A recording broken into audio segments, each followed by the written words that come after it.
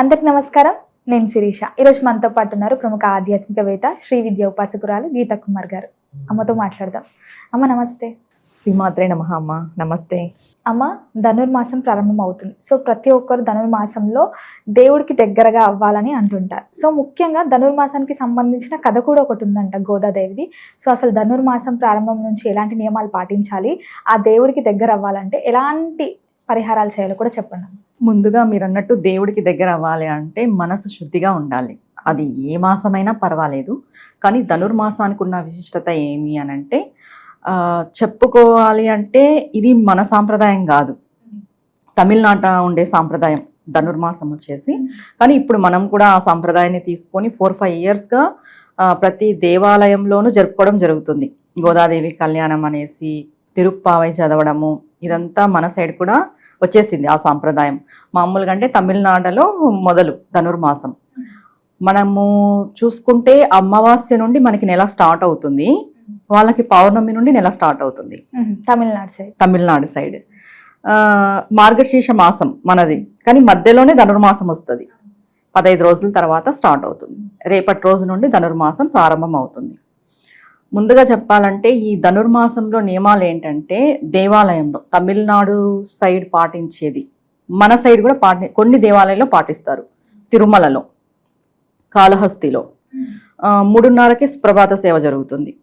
ఈ ధనుర్మాసంలో ఏం చేస్తారు అంటే, వెంకటేశ్వర స్వామికి సుప్రభాతం చెప్పి మేలుకుంటారు కదా, అలా కాకోకున్నట్టు తిరుప్పావై పాడుతారు తిరుమలలో.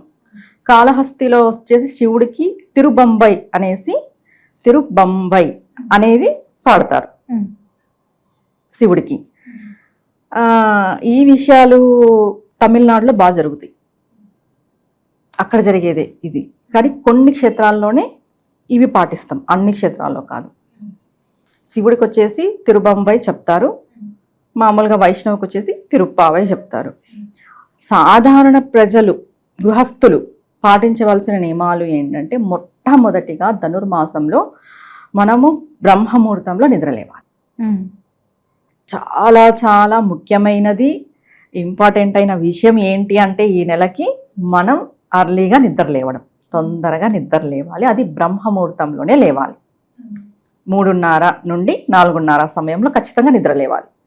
ఈ ధనుర్మాసం నియమాలు పాటించే వాళ్ళు, ఈ ధనుర్మాస వ్రతాన్ని ఆచరించే వాళ్ళు ఖచ్చితంగా చేయాల్సిన మొట్టమొదటి పని నిద్ర లేవడం. ఎందుకు ఇది అంటే, గోదాదేవి మనకు అందరికీ తెలుసు. ఆవిడ ఏం చేసేది అంటే, రంగనాథ స్వామి కోసం 3:30కే లేసేదంట. తెల్లవారుజామునే లేచి గోపికాంతలందరినీ లేపుకొని ఆవిడ రంగనాథ స్వామి ఆరాధనకు వెళ్ళేది, పూజ చేసుకోవడానికి.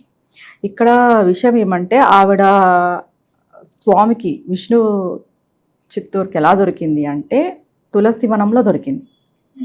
ఆవిడని భూదేవి అని కూడా భావిస్తారు, గోదా అమ్మని భూదేవిగా కూడా చూస్తాం. ఆవిడ రంగనాథ స్వామిని పెళ్లి చేసుకునింది అని అంటారు కదా.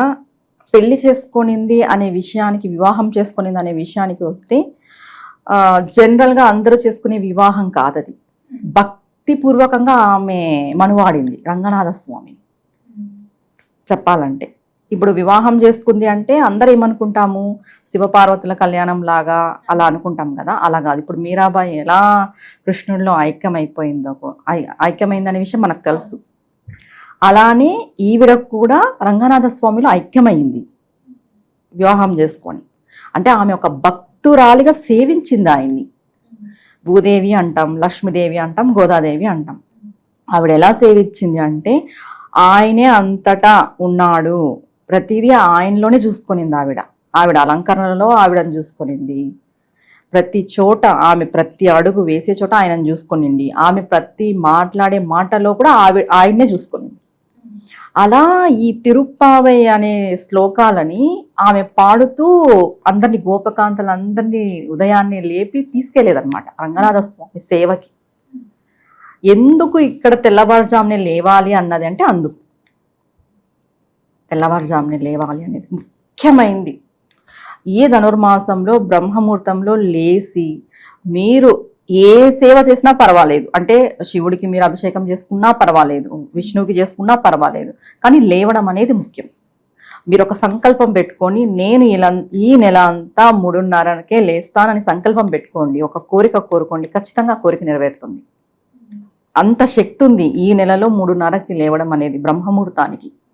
అంటే మామూలుగా మనం ఏం చెప్తాము, బ్రహ్మముహూర్తానికి అధిపతి విష్ణువు, ప్రదోషకాలానికి అధిపతి శివుడు అని చెప్తాం. అలానే ఈ బ్రహ్మముహూర్తంలో ఆయన్ను సేవించడం అనేది చాలా విశేషమైనది. ఇంకొకటి, దీంట్లో ఈ ధనుర్మాసంలో కొంతమంది పాల పదార్థాలు వదిలిపెడతారు, తినరు, అలంకరణ చేసుకోరు. ఎందుకు అలంకరణ అంటే ప్రతిదీ ఈ మాసంలో వచ్చేది స్వామి కొరకే అనే నమ్మకం అన్నమాట. ఆవిడ గోదాదేవి అలానే ఫీల్ అయ్యారు, ఈ నెల అంతా ఆయనదే, ఏదైనా ఆయన కొరకే. ఈ తిరుప్పావైలో ఉండేదంతా కృష్ణుడి గురించే, ఏదైనా కృష్ణుడి కోసమే. ఒక పువ్వు పూసినా, ఒక తిండి తిన్నా, ఒక ఏదైనా సరే ఆయన కోసమే. ఇప్పుడు మనం ఏం చేస్తాం, ఆవిడంత సేవ మనం చేయలేం కాబట్టి మనం భగవంతుడి కోసం ఏదైనా మనం వదులుకోవచ్చు, ఉండొచ్చు. దీన్ని వదిలేసి ఈ నెలంతా మేము ఉండగలము అనేదాన్ని విడిచి ఉంటే చాలా చాలా మంచిది, చాలా ప్రత్యేకమైన ఫలితం ఉంటుంది ఈ మాసంలో అలా చేస్తే. ఈ ధనుర్మాసం అంతా మనకి భోగి పండక్కి గోదాదేవి కళ్యాణం అయిపోతుంది. ఈ 30 రోజులు తిరుప్పావై పాసురాలు వినాలి. లేదు మేము ఒక్క పాసురాన్నే పట్టుకొని ఈ 30 రోజులు చేస్తాం 108 సార్లు అన్నా కూడా చాలా మంచిది. లేదు మేము ఈ పాసురాలు రావు, మాకు చదివేకి రాదు, వినలేము, మాకు అంత ఇది లేదు, గుర్తుండవు, అంత ఇంట్రెస్ట్ కూడా ఉండవు, దాన్ని కొత్తగా మొదలు పెట్టే వాళ్ళకే ఉంటుంది, హరే కృష్ణ మంత్రం చేసుకోవచ్చు. కృష్ణ మంత్రం ఇంకొక మంచిది చెప్పాలి అంటే కృష్ణుడికి సంబంధించిండేది ఒక మంత్రం ఉంది. కృష్ణాయ వాసుదేవాయ హరయే పరమాత్మనే ప్రణత క్లేశనాశాయ గోవిందాయ నమో నమః అని. ఇలా ఈ మంత్రాన్ని మనం ఈ నెలంతా 108 సార్లు పఠించినా కూడా చాలా మంచిది. అంటే కృష్ణుడికి నేను నమస్కరిస్తున్నాను, నాలో ఉన్న బాధలన్నీ తొలగించు స్వామి అని మనం వేడుకున్నట్టు. ఈ నెలంతా ఈ మంత్రం చేసుకున్నా కూడా మంచి విశేషమైన ఫలితం ఉంటుంది. ధనుర్మాసం అంటేనే కృష్ణుడు విష్ణువు వారి సేవ. ఇంకొక విషయం తెలియాలంటే దీంట్లో శివుడికి సంబంధించిన సేవ కూడా ఉంది. మామూలుగా ఇక్కడ ధనుర్మాసంలో వచ్చే ఆర్ధ నక్షత్రం రోజు శివుడికి చేస్తారు అభిషేకం తమిళనాడులో. అది ఎక్కడ చేస్తారంటే కాళహస్తిలో చేస్తారు. మామూలుగా మనం మొన్న పోయింది మనకి ఆర్ధ నక్షత్రం అభిషేకాలు అయిపోయినాయి పోయిన కార్తీక మాసంలో. కానీ ఇప్పుడు ధనుర్మాసంలో వచ్చే ఆర్ధ నక్షత్రం కూడా చాలా విశేషమైనది. కాళహస్తిలో 3:30కే స్వామికి అభిషేకం చేస్తారు. అది వేడి నీళ్ళతో చేస్తారు శివుడికి. అలా శివుడికి ఇది ముఖ్యమైన మాసమే, విష్ణువి కూడా ముఖ్యమైన మాసం. శైవులు విష్ణువులు అందరూ ఆరాధించవలసిన మాసం ధనుర్మాసం. అమ్మ, ముఖ్యంగా నైవేద్యాల విషయానికి వస్తే నైవేద్యాలు దేవుడికి ఏం సమర్పించవచ్చు అంటారు? పెరుగన్నం చాలా మంచిది. ఎందుకు పెరుగన్నమే అనే క్వశ్చన్ మీకు రావచ్చు.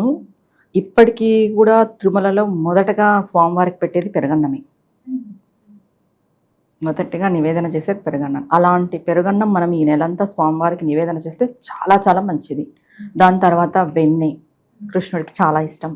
దాని తర్వాత పానకం, వడపప్పు, ఈ మూడిట్లో ఏదైనా పెట్టుకోవచ్చు. తులసి దళం ఖచ్చితంగా స్వామివారికి సమర్పించాలి ఈ నెల అంతా.